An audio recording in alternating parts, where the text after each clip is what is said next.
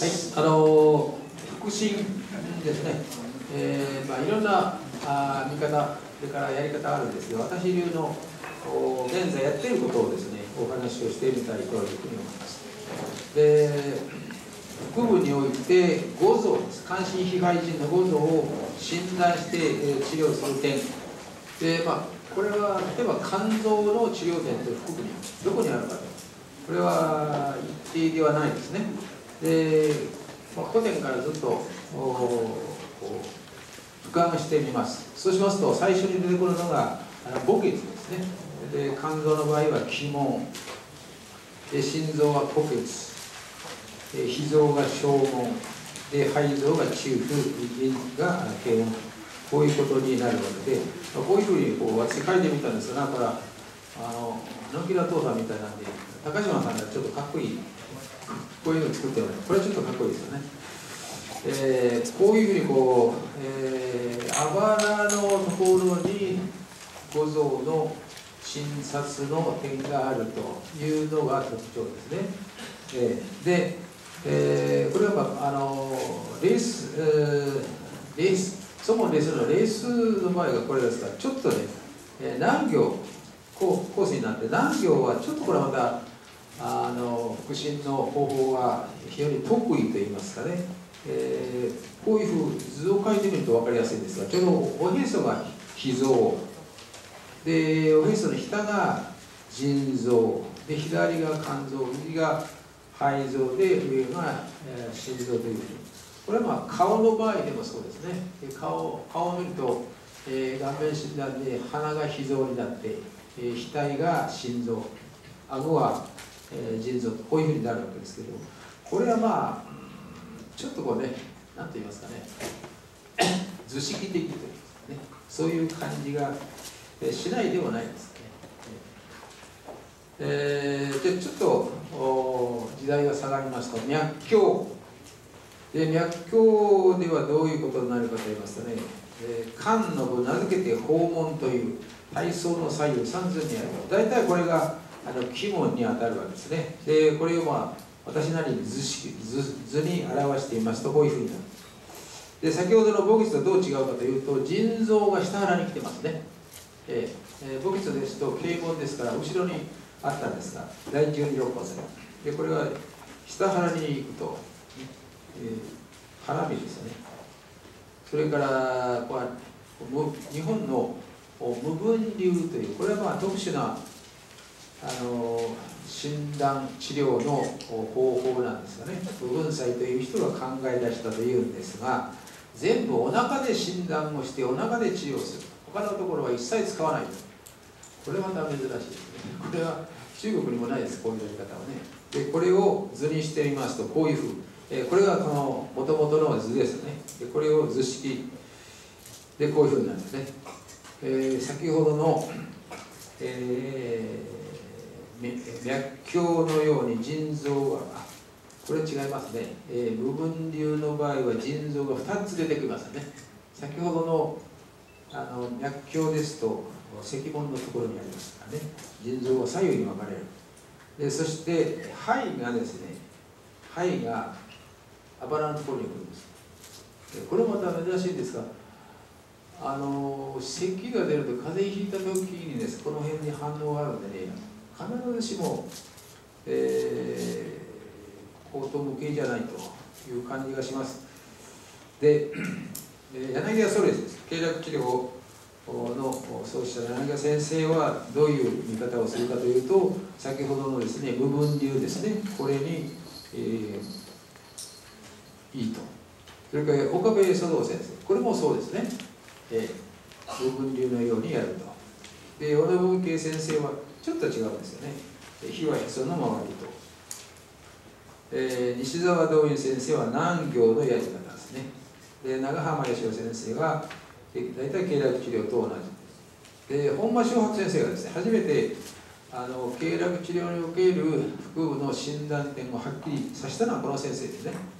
で、肝臓は気門で、心臓は心下部というふうに、これも図式しますとこういうふうにですね。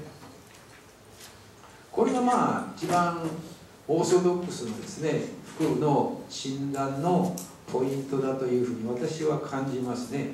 で、その内臓のですね、反応点をこう調べてみますと、例えば肝臓の場合ですね、大体右の記録部に現れるわけですね。で、ひどくなると左にも肝臓ありますから、左にも出ますが、大体右側に出ると。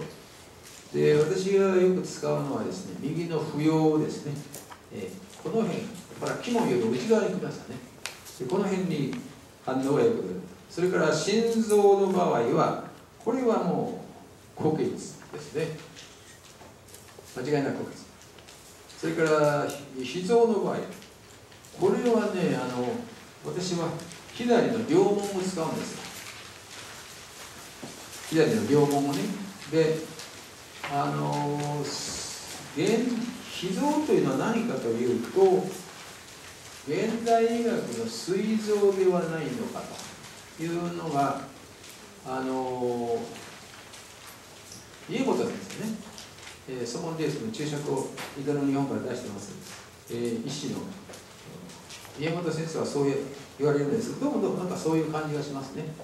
膵臓の反応は、脾臓だと。そうしますと、左の両門ですね。これ非常によく使うし、ここが反応点がよく出るところ。で、肺臓はどこかと。で、肺臓はですね、中府ですね。これ両方あるので真ん中には出ないかなといろいろ考えてるんですが、なかなか難しいですね。で、下腹、腎臓の場合ですね、下腹、が一番候補になるんですが、任脈とすれば還元赤門機械で、それからですね、それを明道経というね、これは昔あった中国の古典で、もうバラバラになっているのを復元したんですね。これは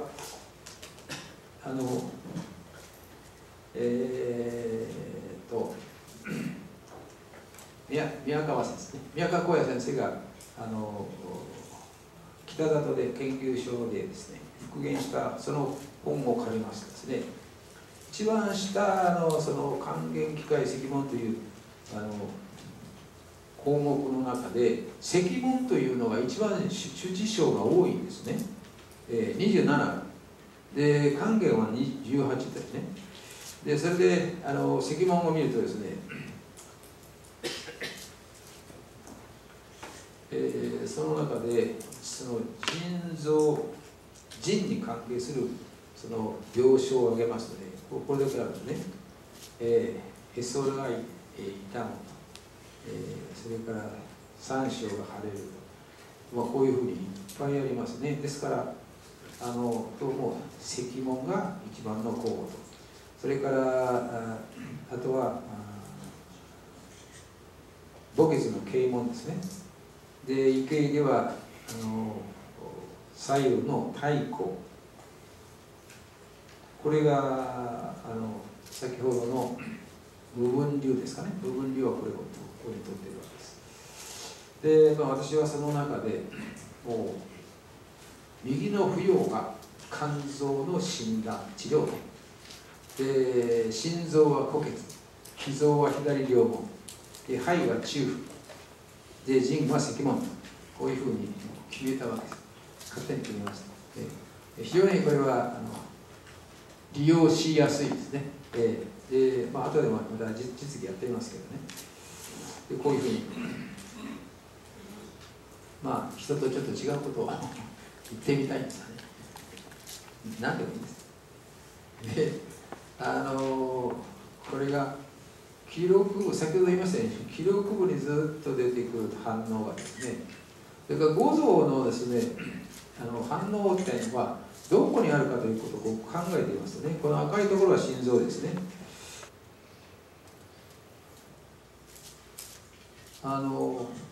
心臓の反応点、それから右側が肝臓の反応点、ね、で下が腎臓の反応点、こういうところに反応が出やすいですね。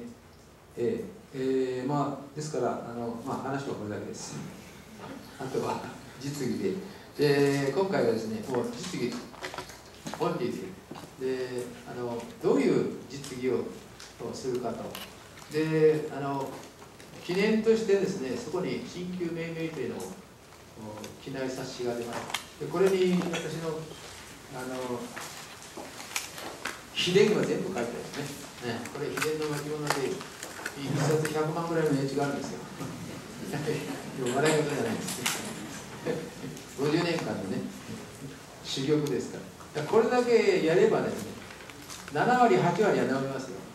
あとは治らないところは皆さんが工夫すればいいということになるわけで、じゃあ実際にどういうふうにやるのかということを、実技でやっています。はい、じゃあモデル1番の方お願いします。一応理学テストやって、で西洋医学的にはどういうところがどういうふうに悪いのかというのを想像するわけですね。お医者さんが診察するようなことを、でその後は東洋医学の考え方でどの臓腑経絡の病なのかということを診察していきます。で腫瘍が決まればそのポイントに針をしていくと、足がしびれるということですから、どっちがしびれるですか？右です。右です。右ですか。右はいいんですね。左が陽ですから、女性関係が難しいという。まず脈拍ですね。側肺動、後脛骨動。これ結構ね、中年以降多いんですよ。この脈拍が触れなくなるという。で全く触れないという時はもう針っていうの治療では効きませんね。ですぐ血管外科に紹介して、でそこで検査してもらう。で大概詰まってますのでね、で掃除してもらうとかステント入れるとすぐ症状取れます。ただしその場合は全身のもう血管がね動脈硬化を起こしているということですから、他の心臓とかねそういうところも注意をする。脈はよく言ってます。はい。親指は曲げましょう。引っ張り上げた。親指、はい。側肺ね、はい。それから下向きテイクス、これもシャッとありますから。でこれがシャッとある間は大丈夫ですね。これがね力が言われた時はもうヘルニアですね。ですからそんなに簡単に治りませんね。でこれがラサ薬ですね。でこれでもうこの辺で痛いという時、しかも腰じゃなくてこの足が痛いという時はね、もうやっぱりヘルニアですね、神経痛で膝を曲げましょう。でパトリックね、これも結構多いですから、これがこの辺しか曲がらないという時はもうね股関節の治療が主体になるんです。はい、曲げましょう。はい、これも上等ですね。こうやってお腹を見ますとね、この辺が少しこうへこんでるんですね。でこの辺は上等ですからね、こう腹心からいくと腎虚は考えられるんですね。わかりません。最終的にはでお腹もちょっとですね、これはまあ岡部先生の冊子以上ですね。で左側はちょっとね、この先ほどの脾臓の診断点、これが両門ですね。これは少し厚い。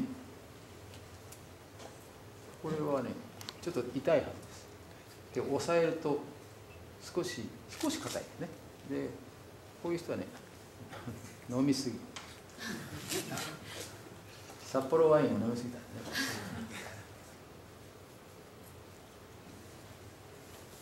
だからここ辺の診断点は左の両門ですね。それから石門、この辺は診断治療点なんですね。で肝臓、右の扶養ですね、高血は大丈夫です。はい、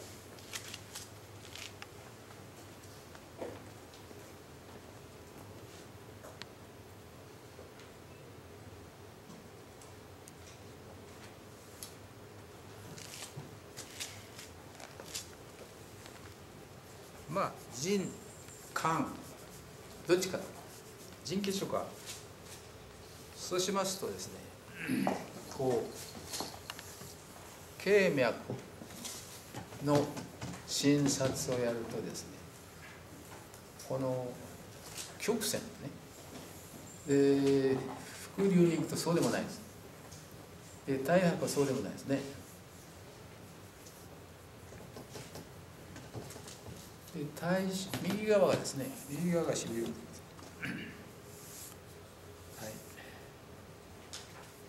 だから官家にしようか人家にしようか。だから一番大事なのはそれ本地方ですね。本地方の片側の一本どれに行くかで、それがもう一本うまくいくとですね、他のところは割とスイスイでいいんですね。でちょっと石門にですね、挑戦し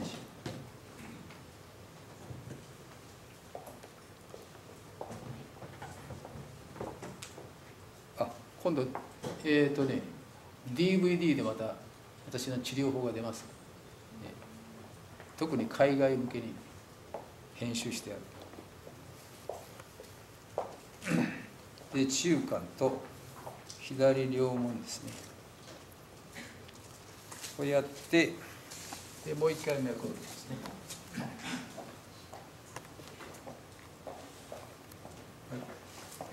環境差ですね。間違いなく。そうしますとこのくぼんだところですね。これがこうやって一番へっこんだところに指が当たる。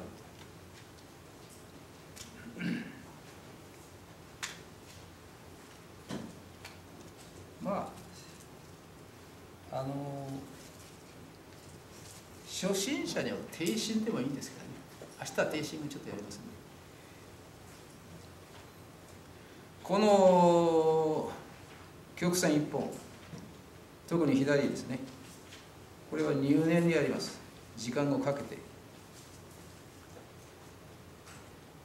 これで大体気が来たところですね。もうちょっとやるんです。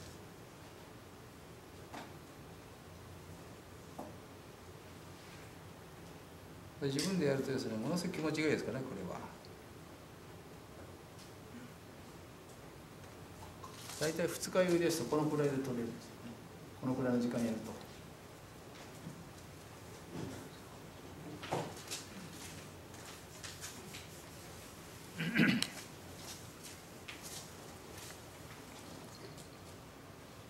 でこれでもうね、ちゃんと脈が出てます。これで OK と。もうあとは適当と言って悪いけどね、力を抜ぐんですよ。あまり力入れない。で左のインコですね。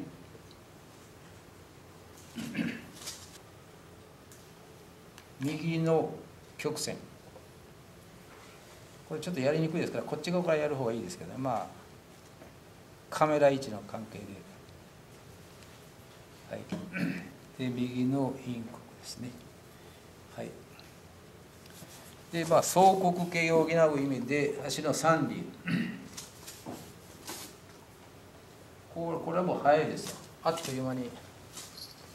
で極地ですね。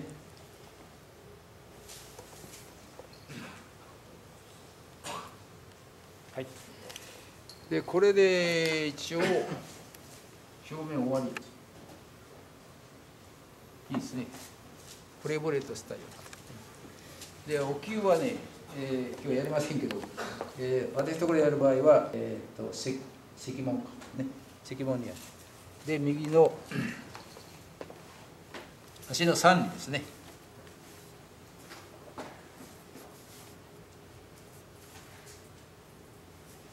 少しこれは痛いのかな。こっちはどう？そうでもないな。こっちが痛いな。そうするとやっぱりヘルニア系やね。はい、そうすると、お灸をしたことにしましょう。で今度は向こう向き横になってちょうだい。で下の足を伸ばして、で上側の足を曲げてベッドにくっつけます。でくっつけると痛いという人は股関節がおかしいわけですからね。それはまた考えますけど。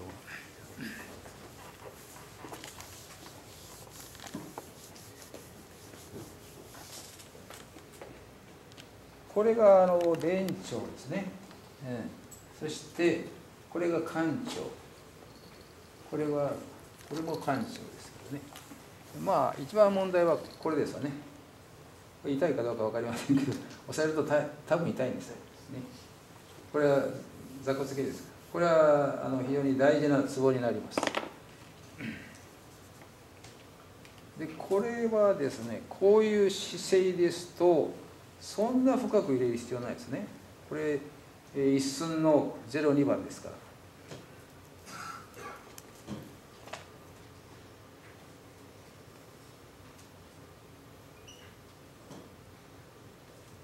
こうですね。はい。まあこういう地震をしてもいいし、これはどのくらい入ってるかな。1センチちょっとぐらいですね。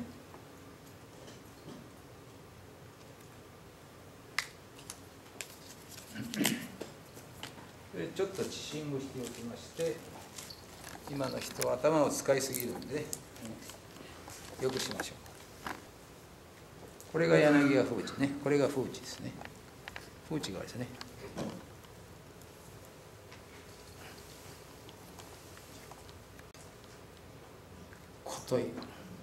硬い周一という人があるけど。よいしょ。牽制はいいですね。まあそれもやっておきますよ。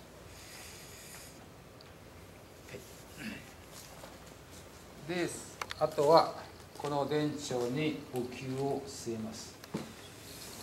はい、その後ちょっとここは痛いかな。しびれたかな。少しやりますか。こっちがいいかな。前側がいい。この前の館長はですね、足の痙攣、非常によく効くわけで、ここは大事なツボですね。で、短径の痛みが、しびれがありますんで、これを使っていきます。これもちょっと侵入しますね。1センチ弱々5回ぐらいですね。はい。はい、払われましょう。これヤコビ線ですかね。これはないな。右側ですね。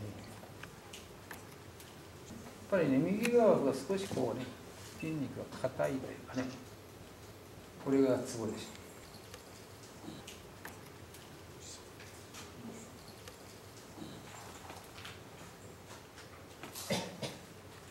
これが不要ですね。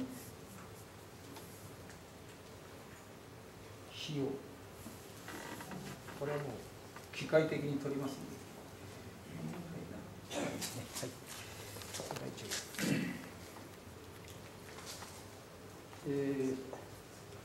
この特脈もですね、一応こう見て反応のある人は必ず使うんですね。ストレスという意味で。これ少しありますから、これは挑戦していいですからね。で、あとは肝胃はどうか。左ですね。こっちはいい。そうすると右の大腸ですね。これが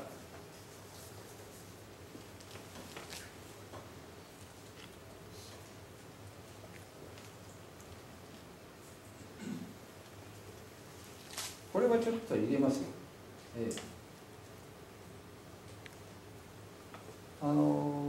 ヘルニアとか脊柱管狭窄ですね。これはまあこの一寸で結構深さでいいです。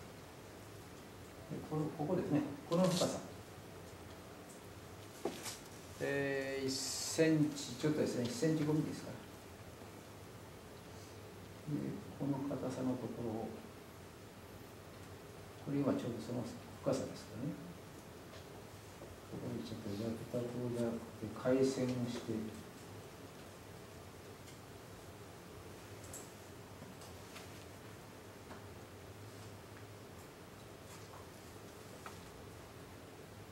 私は腰が痛かったですよ。もう最近ものすごい悪いんですよ。なんでいろいろ悪いかなと思って、やっぱりもうセミナーのストレスですね。潜在意識。もう困ったもんです。気が小さいでしょ。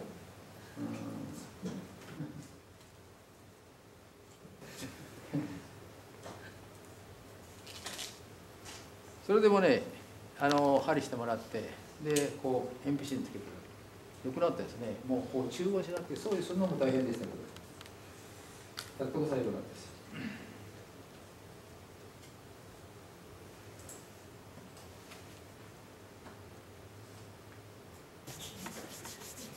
右の扶養、これはかなり扶養はですね、有用なツボです。で、足の痛み、それから背中、首、頭、目、ね、これ要するに膀胱系のその痛み、症状を取るのに非常にいいツボですね。で、アキレス腱と腓骨のちょうど間に普通は取るんですけど、私の場合はその腓骨のキワキワに取るんですね。これが反応があるんですよ。これ普通はここです。これ何もないですから、これです。で、費用ですね。これは治診をしてもいいですね。はい。そしてあとは特脈のもうちょっとゆっくりがいいですか？大丈夫？大丈夫です。大丈夫ね。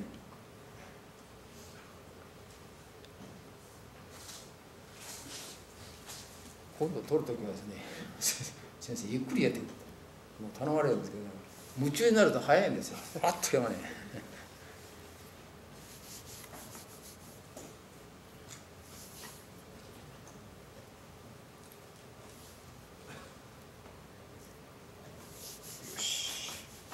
そしてあとは右の大腸兪と右の扶養、右の費用に呼吸を据えます。それであとは起きましょう。起きてください。はい。あとはですね、肩、首というのはもうどの患者さんにもやるんですよ。先生、何ですかって言う中年以降ですと認知症の予防とかね。それはいいですね。まあみんな肩凝ってるんですよね。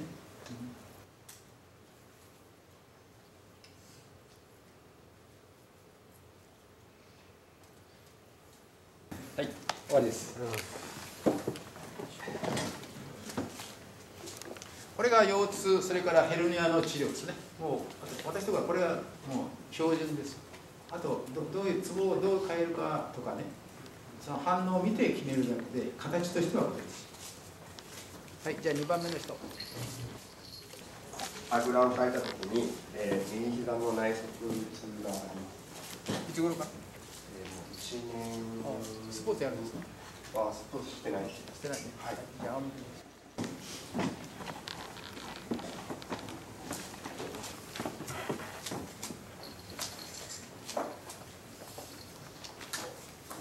あ膝が痛いときはまずね、熱があるかどうかというのをこう比較するんですね。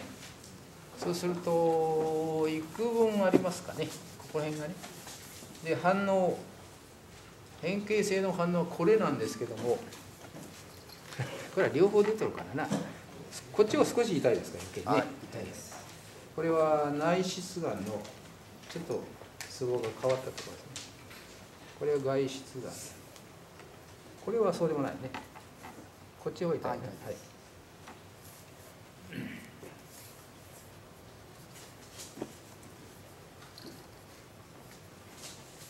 で、最近多いのはですね、この飲料線に反応のある人。飲料線からずっとこの曲線にかけてね、これは合側炎という関節じゃなくてその筋肉の炎症ですね。それでもね、ひどくなると熱を持ってね、歩けなくなるんですよ。で、これはレントゲン出ませんのでね、お医者さんはあんまり大したこと言いませんけど、これは針の独壇場です。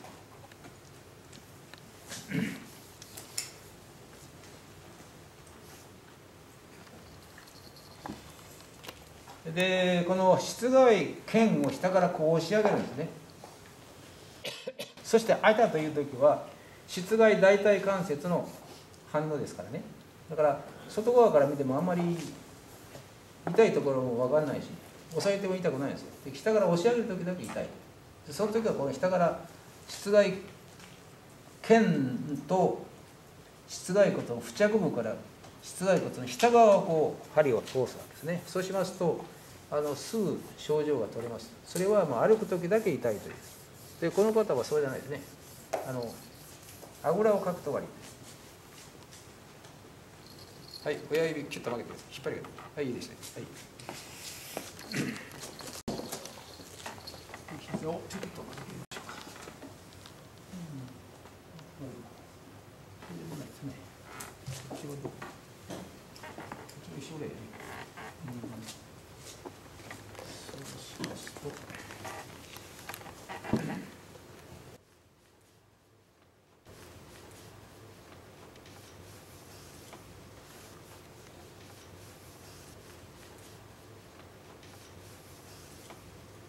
はい、じゃあ払われましょうか。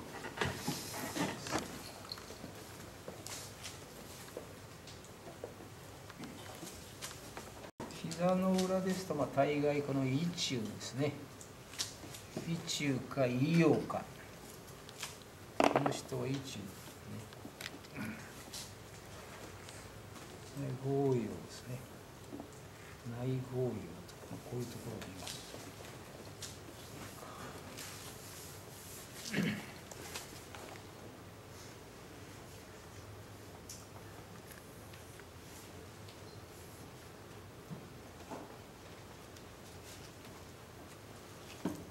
これは上線形ですね。少し反応がある。これもちょっと大事でしょう。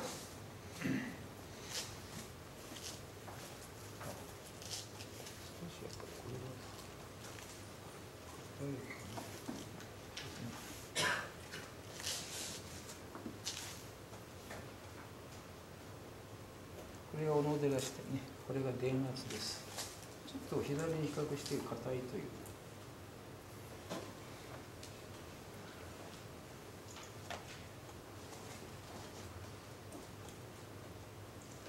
この辺もね、私は親指じゃなくて中指でね、反応を探るんですよ。こうちょっとやりにくいですから、親指はね。どれでもいいですよ。自分の分かりやすい指でいいです。これで探す人はないですからね。大概これかこれか、これも時々ありますけどね。私は中指が一番い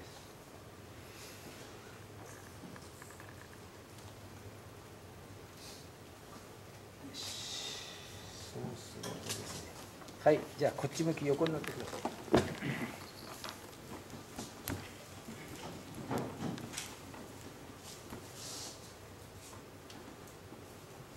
そうするとね、ちょっとやっぱりここのね、股関節の大天使にくっついた筋肉が少し硬いですからね。これは幾分関係ありますね。これは電池を。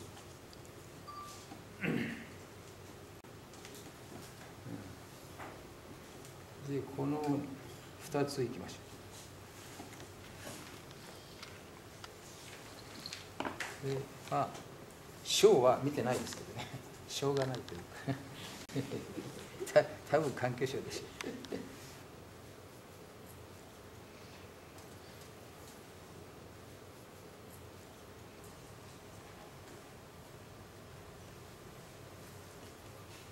で、こうあちこち攻めてね、そして膝に最後にとどめという感じでいいです。だから膝だけだとね、なかなかすっきりしないことあるんですよ。はい。で、肝腸と電池ですね。はい、今度仰向きます。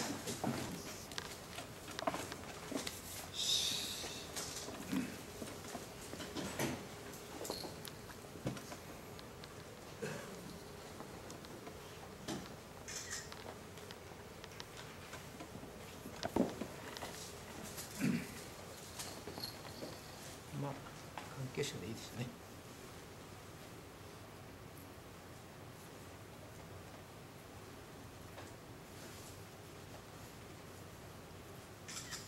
中華右の扶養、それから石門ですね。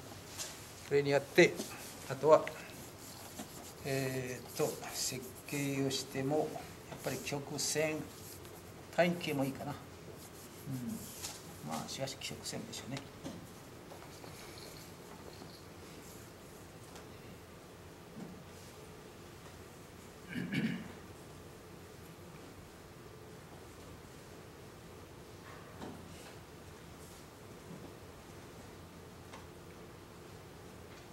ちょっと避内心用意してちょうだい。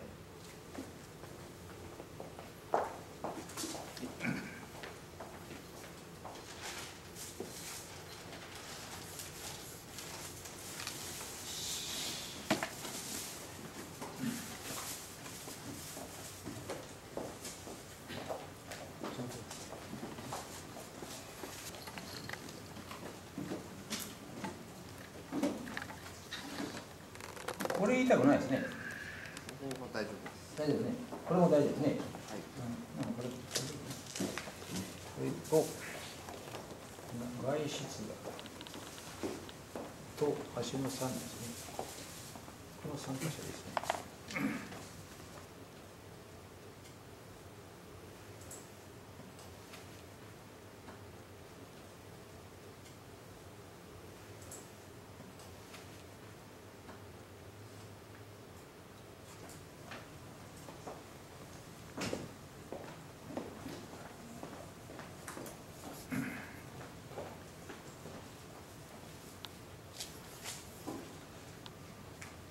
で一応膝にもお灸をね、5層ずつ据えます。据えた後で一番局所の反応点に避内心を止めてですね。で熱っぽい時、熱がある時は足の出眠穴にお灸据えるんですけどね。これあまり熱ないですから。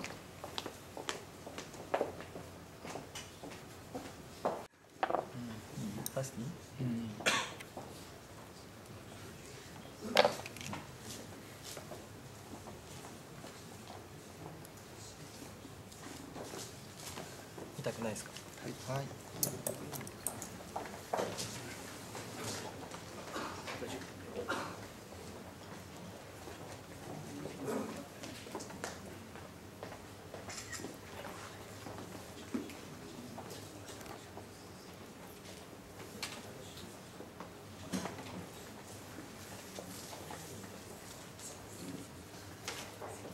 終わりです。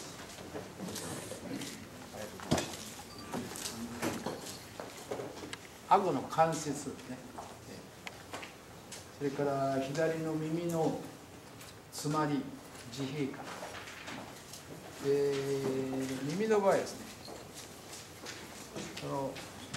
聴力のテスト、これ指をさする音、これ分かりますね。はい、右はよく分かる。左はちょっと分かりにくい。聞こえに聞こえにくい。これはどうですか。聞こえます。これは聞こえるね。爪をこうこする音は聞こえる。ただ指をこする音は左は聞こえにくいということで、ちょっと難聴があるんですね。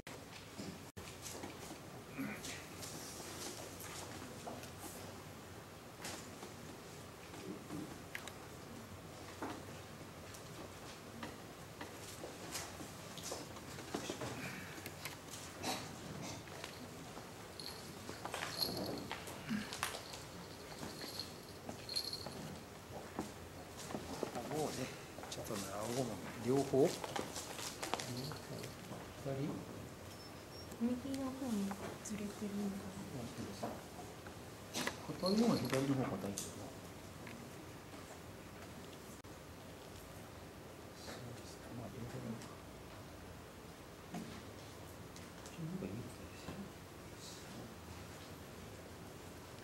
これは顎関節症にね、こういう症状の人が出てくるんですが、外観ですね。外観の反応を探る。硬いところを、左が硬いですよね、こっちが。で、自閉感はですね、これはもう避内心を耳のめまい点に止めるのが一番いいですね。それ以外はあまり効かないですよ。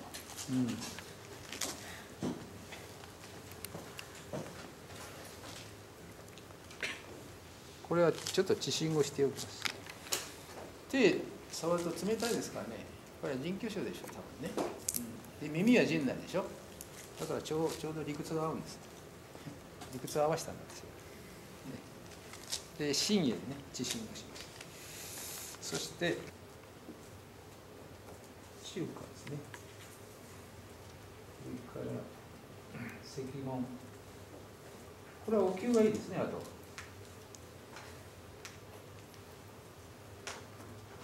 普段経絡治療やります？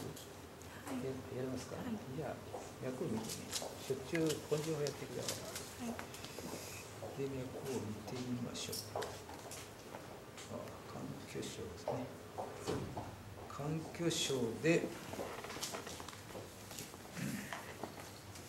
足も冷たいですからね。伏流を補ってみますわ。どういう反応が出るか。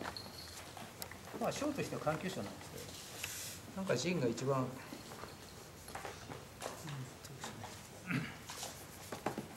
左の伏流ですね。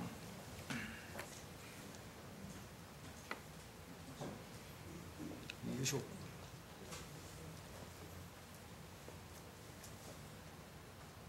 ちょっと入れました。忙しいんでね。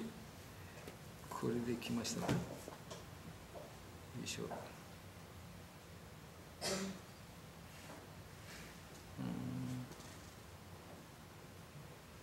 入るですね。さあこれでどうか。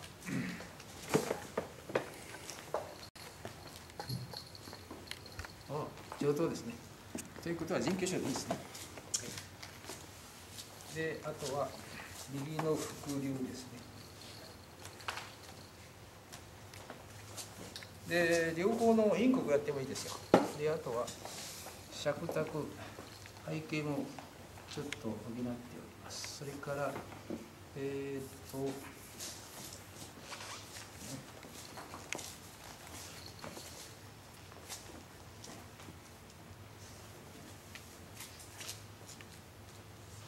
左の尺卓ですね。軽挙でもいいですね。私は尺卓が好きなんで。で、ついでに、虚口にお灸を据えるですね。そして、中腸、三焦系をね、補います。それから、肝症ですね。これを耳鳴りに私はよく使うんです。はい。で、あとは、ちょっとひなしに止めてください。左の耳のめまいてですね。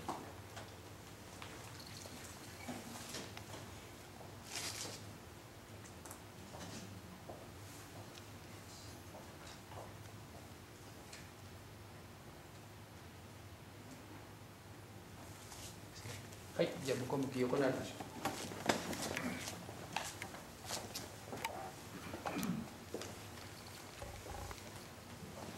こういう時に使うツボはメーカーちょうだい。風地、それから天陽、この辺の一番反応のあるところですね。ここですね。やっぱ風地、普通の風地ですね。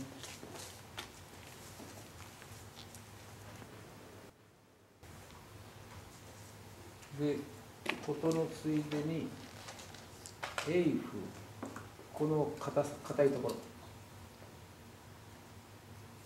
これこう押さえるとね硬いんですよ。ちょっと下がるとねこれ何ともないですからね。この一番硬いところにこれ自分で針をして時々カツを入れてください。で飛行機乗るときはやっぱりここにね避難士に止めておく方がいいんですよ。そうないとねますますこう詰まってくる。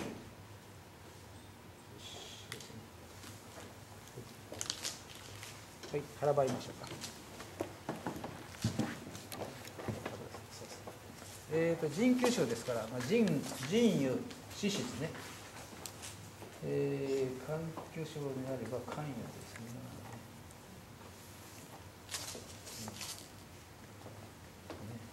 ちょっとこれはこう脂質の、ね、反応に千年灸できる。ちょっと台座灸を添えてですね、温灸で温める。そして腎油。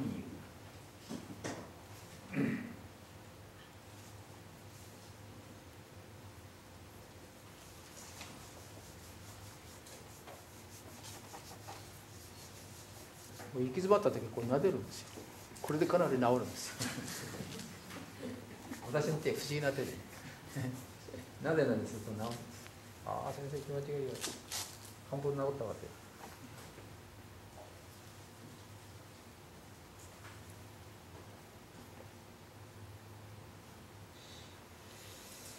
今は俳優とこれは真意に当たるかな。はい。よし。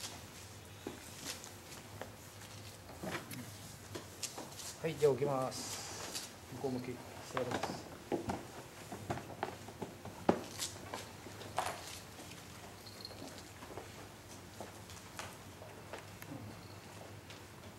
こっちもちょっと。